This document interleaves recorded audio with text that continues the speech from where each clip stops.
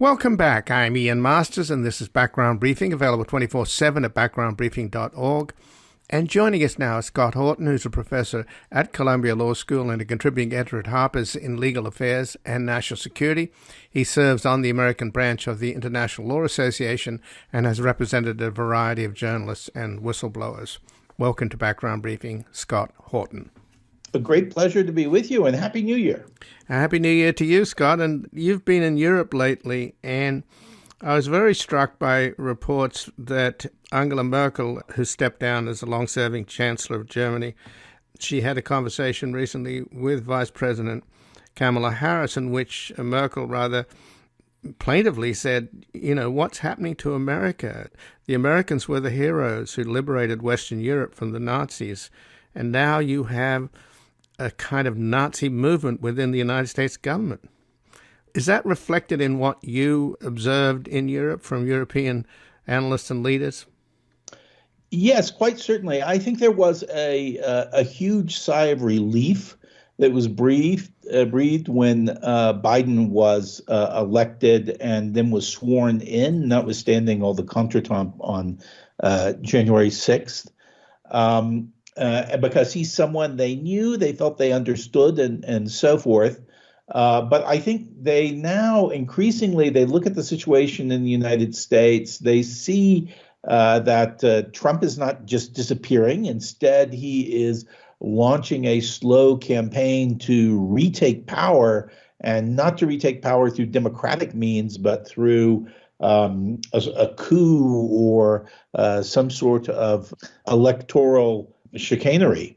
And I think the elites in Europe are very, very concerned about this because they see in him and the Republican Party he's creating, they just see nothing of their ally, the United States, that they know and appreciate. Instead, during Trump's time in office, U.S. policy as it affected the Europeans was, in a word, unpredictable. They simply never knew what he was going to say and what he was going to do, but it was disloyal to his allies in Europe, and they felt extremely uncomfortable about it, beginning to end. And also his relationship to Russia and China, they also thought were unpredictable, uncertain, constantly shifting, and difficult. So I think Europeans right now are definitely very concerned about the situation in the United States, concerned about what might happen in the midterm elections this year in November, and very concerned about how power might shift again in 2024. Well, I think the Europeans have been concerned about Trump's relationships with Putin, which have always been murky, and unfortunately the Mueller report was obviously buried to some extent by William Barr, and much of what was in it was never really explored further. Now, the Senate Select Intelligence Committee, on a bipartisan report, really did lay out the connections between Trump and Russia. And one of the things that happened recently that I thought was very telling, that may be in connection to what we're talking about here, concerns amongst the Europeans. The Guardian ran a story about the National Security Council meeting within the Kremlin when Putin and his National Security Council decided to interfere with the 2016 elections to help elect Trump and hurt Hillary Clinton. And that whole story was clearly a leak from British intelligence, from MI6, but it got no traction over here. And obviously the purpose of leaking that story was to sort of wake up the Americans to who Trump is and what his connections to the Kremlin are. I think that's right. And I think it shows that's absolutely right, because that was some of the clearest evidence that has come to the forefront so far, delineating this alliance, strategic alliance between Trump and the Kremlin, and documenting the fact that the Kremlin did dedicate considerable resources to ensure that Trump was elected in 2016. And the pushback you got from American media focused on a sort of fatigue with the whole story about Putin and the Kremlin and Trump, and a sense that this story had never really been proven and that it was all some sort of conspiracy that was put together by Hillary Clinton and her followers. And that therefore there was really no reason to look clearly at any of these evidence. Although, as you say, these materials clearly were leaked by British intelligence, were clearly vetted and validated by British intelligence too, appeared in an English newspaper. I mean, it had no connection whatsoever to Hillary Clinton or her campaign or anything about them. And then one of the most searing criticism of the materials that I heard consistently was they were too accurate. No one could accept a bombshell of this sort when it so perfectly predicted everything that in fact subsequently happened. And I have to say that's one of the most bizarre criticisms I've ever heard. Right, indeed. And of course, the attitudes of the Kremlin were pretty clear that Putin had it covered one way or the other. If Hillary would have won, Trump would have run around the country leading rallies of lock her up and stop the steal. And that is Trump's job. He's not an active agent in the sense that he's run by the FSB or the SVR, but he's a figure of infinite divisiveness, and that is Putin's motive, is to divide Americans and turn Americans against each other, and Trump is the perfect instrument, and he's continuing to do that. And since he now owns the GOP and they're launching massive voter suppression, it's likely that he will make a comeback and Putin will be absolutely pulling the strings again. It's just amazing, and I'm astounded how somehow this can't get through to the American people of what suckers we are to be manipulated by this malign figure in this somewhat failed kleptocracy known as Russia. I mean, is that to be our future? Is the GOP going to be United Russia, Putin's party, and are we going to be an authoritarian kleptocracy? Yeah, I think the bigger problem is just even assume that Trump is out of the way. I mean, he is, 75 years old now, and certainly in suboptimal health rather. And I think if we, look at some of the things that came out about the time of his hospitalization, we discover he has a number of very serious comorbidities, which would suggest he probably doesn't have more than a decade left to live. So even if he's out of the way, look at what's happened to the Republican Party as a whole. And the leadership of the Republican Party, he has really substantially deformed this party and its attitudes towards American democracy, rule, human rights, the position and status of racial minorities, but also from the perspective of the Europeans, most importantly, their attitudes towards historical American allies, which includes, Canada, Australia, Japan, Korea, and the NATO allies in Europe. That attitude, in a word, is disloyalty. So there's no longer a system of responsibility towards those allies or towards a process of forming foreign policy views in unison with them. Which was something that had been developed very, very carefully over a period of 2 generations since the end of World War II. So just to continue with this extraordinary and successful effort to bury Trump's connections to the Kremlin, to Putin, a real blow was struck recently by the indictments coming from John Durham's investigation at the Department of Justice. And it's pretty clear that the Steele dossier was a sort of nuisance in a way. There's a vast difference between opposition research, which is what it was, and intelligence gathering. And it was a very sloppy job. It was outsourced to, I think he's a Ukrainian, actually, that was at Brookings. And it seems as though the effect of that is that by discrediting the Steele dossier, as though the Steele dossier was the evidence upon which, for example, Obama and his intelligence team briefed Trump. Remember, Obama tried to get McConnell and Paul Ryan and their Democratic counterparts to go public about Russian interference when they learned about it. Well, the intelligence that was based upon was not the Steele dossier. It was much more real intelligence from sources within the Kremlin itself. So all of that stuff, with the exception of the Senate Intelligence Committee report, has been kind of, muddied up. And they're throwing the baby out with the bathwater now because all the focus has been on the Steele dossier, which is largely irrelevant. So what's going on at the DOJ? Why is Garland letting this character, Durham, muddy the waters in the way that Bill Barr did by discrediting and distracting us from the real content of the Mueller report?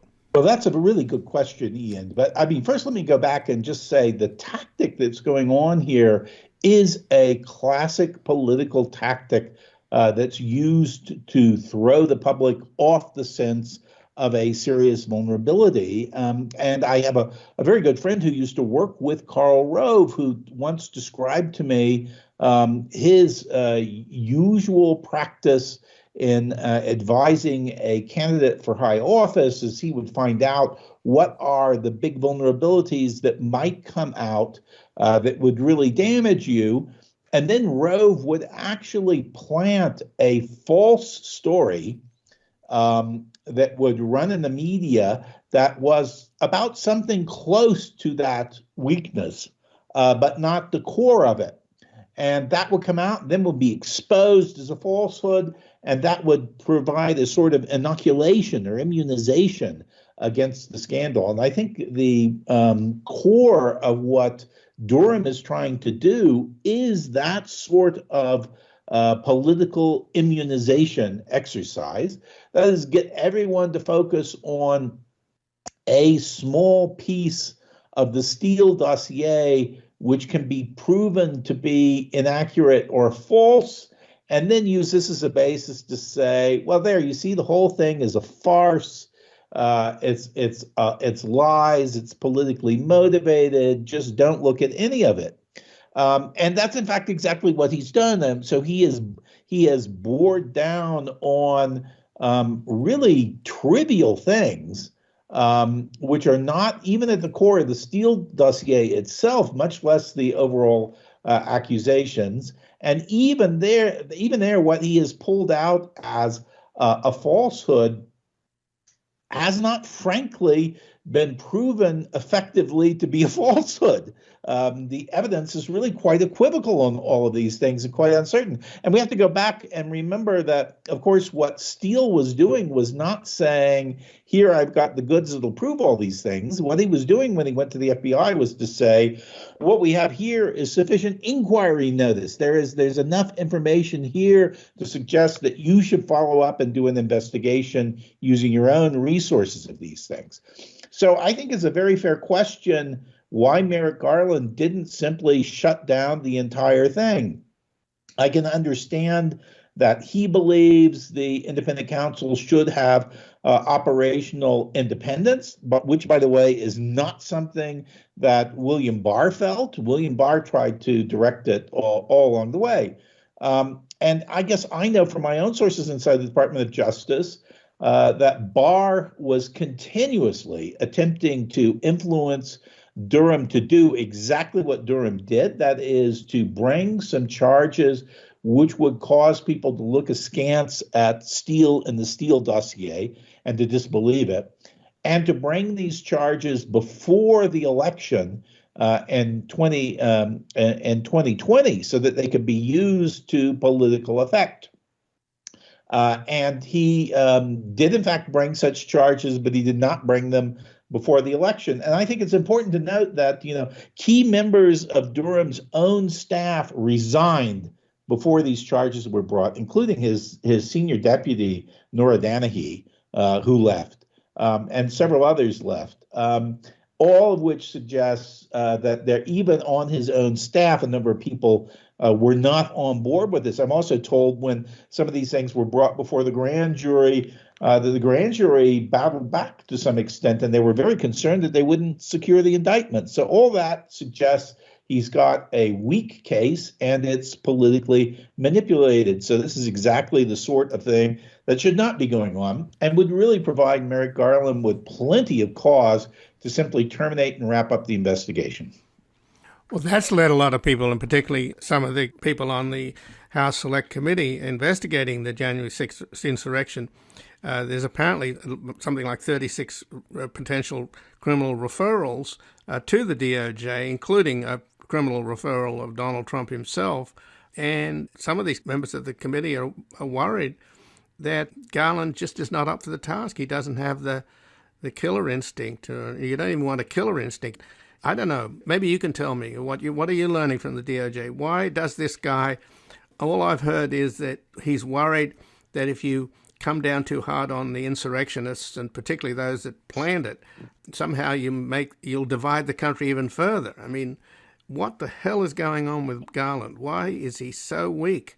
And why is he treating these traitors with kid gloves? Well, he believes very strongly that the power of prosecution and criminal inquiry should not be used for political purposes, or partisan political or generally political purposes, which I think is correct. And I think that's a very important tenet of the Department of Justice. One that's been observed not uniformly across American history, but I would say in the period since the 1920s and 1930s, it's been pretty well respected. And he's very concerned that making the DOJ the center of some sort of political warfare would diminish its stature in the eyes of the American public. So that's an appropriate concern, but, it doesn't mean that you don't bring cases where there's clearly been conduct that's tantamount to sedition or treason, which is going on here. And I think you're right. I mean, what I expect to emerge from the January 6th Commission, I'd say there'll be a report. That'll be one thing, sort of fact-finding. Second, there will be a series of criminal referrals. I would be very surprised if the criminal referral list was not led by a criminal referral of Donald Trump. I think it could be 24 or more individuals who are covered by it, and a significant part of them will be people at the top. And I think it'll be very difficult for him to behave dismissively with those referrals, but I'm very concerned he's going to take far too much time with them. And then I think the third thing that will emerge will be new legislation addressing the Electoral Count Act and things of that sort. So does Merrick Garland have the stomach for this? I don't know. But one other thing I will tell you is if he's going to do it and do it effectively, he cannot show his hand in any sort of political way before he takes action. He should be quiet, and he should be detached, and he should be very cautious about it. So one shouldn't read too much into that silence. And remember, in the Steve Bannon case, it took him 16 days to bring the action. So that's not really a terribly long period of time, notwithstanding all the complaints that were brought about it. So if he acts quickly on the Meadows referral and some of the others, we'll be seeing a sign of much more engagement. Well, Scott Horton, I thank you very much for joining us here today. I appreciate it. My great pleasure. And again, I've been speaking with Scott Horton, who's a professor at Columbia Law School and a contributing editor to Harper's in Legal Affairs and National Security. He serves on the American branch of the International Law Association and has represented a variety of journalists and